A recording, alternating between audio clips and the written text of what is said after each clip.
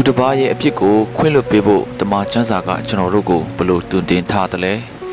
ရှမသက်ခရစ်ဝင်ကျမ်းအခန်းကြီး6အငယ်14နဲ့15မှာဆိုရင်တင်တို့ဒီသူတစ်ပါးတို့၏အဖြစ်ကိုလွတ်လင်ကောင်းကင်ဘုံ၌ရှိတော်မူသောတင်တို့အဖသည်တင်တို့အဖြစ်ကိုလွတ်တော်မူ၏တင်တို့ဒီသူတစ်ပါးတို့၏အဖြစ်ကိုမလွတ်လင်တင်တို့အဖသည်တင်တို့၏အဖြစ်ကိုလွတ်တော်မမူလို့ကျမ်းစာထဲမှာရေးထားပါတယ်တခါတလေကျွန်တော်တို့ဘဝမှာကျွန်တော်တို့ဘာတစ်ခုမှအမားမလုပ်ပဲနေပေမဲ့သူတစ်ပါးရဲ့ခြောက်ချခြင်းတွေသူတစ်ပါးရဲ့မတရားဆက်ဆံခြင်းတွေမဟုတ်မမှန်တဲ့ဆွဆွဲခြင်းတွေကြုံလာတဲ့အခါမှာ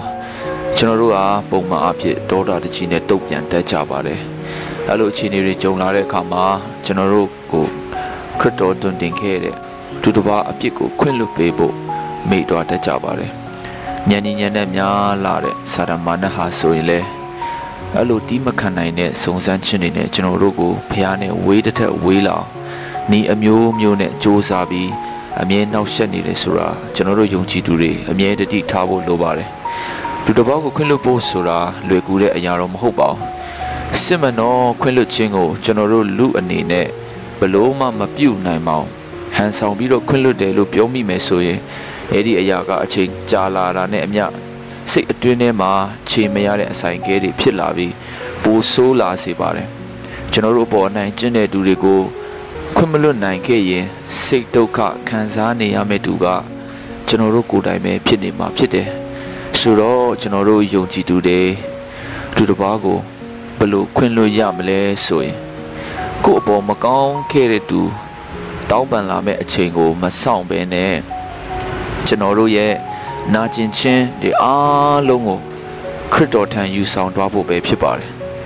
တခါခွင့်လွှတ်ယုံနဲ့စစ်မှန်တဲ့ခွင့်လွှတ်ခြင်းကိုကျွန်တော်တို့မရနိုင်ပါဘူးထက်ခါအကြိမ်များစွာခွင့်လွှတ်ခြင်းပြုမှတာကျွန်တော်တို့စိတ်ထဲမှာတကယ်ငြိမ်းချမ်းတဲ့ခွင့်လွှတ်တဲ့ခြင်းကိုရရှိလာမှာပဲဖြစ်ပါတယ်ကျမ်းစာအရကျွန်တော်တို့ကြည့်မယ်ဆိုရင်စစ်မှန်သောခွင့်လွှတ်ခြင်းဟာသူတစ်ပါးကိုစီရင်ခြင်းမဟုတ်ဘဲနဲ့တခင်ယေရှုထံသူ့ရဲ့အပြစ်တွေကိုခွင့်လွှတ်ပေးဖို့ရန်အတွက်ဆုတောင်းကူညီပေးခြင်းမျိုးကိုပြောတာကိုတွေ့ရပါတယ်ကိုကိုမုန်းတဲ့သူတွေကိုတွေ့ရင်ပြုံးပြလိုက်ပါသူတို့မတီးတဲ့နောက်ွယ်ကနေအမြဲဆုတောင်းပေးပါကိုဒုက္ခရအောင်ကြံစီခဲ့တဲ့သူတွေကိုပြန်လဲပြီးတော့ဒေါသတကြီးတုံ့ပြန်မဲ့အစားမိတ်ဆွေကသူ့ကိုဆုတောင်းကူညီပေးတတ်လာမယ်ဆိုရင်အဲဒါကခရစ်တော်အလိုတော်ရှိတဲ့စစ်မှန်သောခွင့်လွှတ်ခြင်းကိုသင်ရရှိမှဖြစ်ပြီးတော့ဒီရဲ့ဆုတောင်းကူညီခြင်းဟာစာတန်မာနရဲ့အကြံစီဆိုးတွေကိုချိုးဖျက်အနိုင်ယူနိုင်မှာလည်းဖြစ်ပါတယ်ခွင့်လွှတ်ခြင်းအဖြစ်ကျွန်တော်တို့အသက်တာတွေမှာ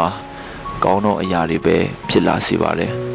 ကျွန်တော်တို့အချင်းချင်းခွင့်မလွတ်နိုင်ကြဘူးဆိုရင်ကျွန်တော်တို့သားသမီးတွေမှာလည်းခွင့်လွှတ်တတ်ဖို့မီလီယံနေကြပါလိမ့်မယ်အထူးသဖြင့်ကျမ်းစာကပြောထားတယ်လို့ပါပဲတင်တို့ဒီသူတစ်ပါးတို့၏အပြစ်ကိုလွတ်လင်ကောင်းကင်ဘုံ၌ရှိတော်မူသောတင်တို့အဖသည်တင်တို့၏အပြစ်ကိုလွတ်တော်မူ၏တင်တို့ဒီသူတစ်ပါးတို့၏အပြစ်ကိုမလွတ်လင်တင်တို့အဖသည်တင်တို့၏အပြစ်ကိုလွတ်တော်မမူဆိုတဲ့ဘုရားစကားကိုအမြဲကျွန်တော်တို့ဆင်ခြင်ကြရအောင်ဒါကြောင့်ဘလို့အခြေအနေပဲကြုံနေပါစေကျွန်တော်တို့ဘုရားကိုတည်တဲ့ယုံကြည်သူတွေအတွက်သူတစ်ပါးကိုခွင့်လွတ်နိုင်ဖို့စစ်မှန်တဲ့တုံ့ပြန်ခြင်းကဆုတောင်းခြင်းဖြင့်ကျွန်တော်တို့ရဲ့နာကျင်ခြင်းတွေကိုသခင်ယေရှုထံယူဆောင်သွားဖို့မမေ့ကြဖို့ဝေငှရင်းနဲ့ဒီနေရာမှာရန်နာလိုက်ပါတယ်အားလုံးပေါ်မှာဖျားတခင်ကောင်းချီးပေးပါစေ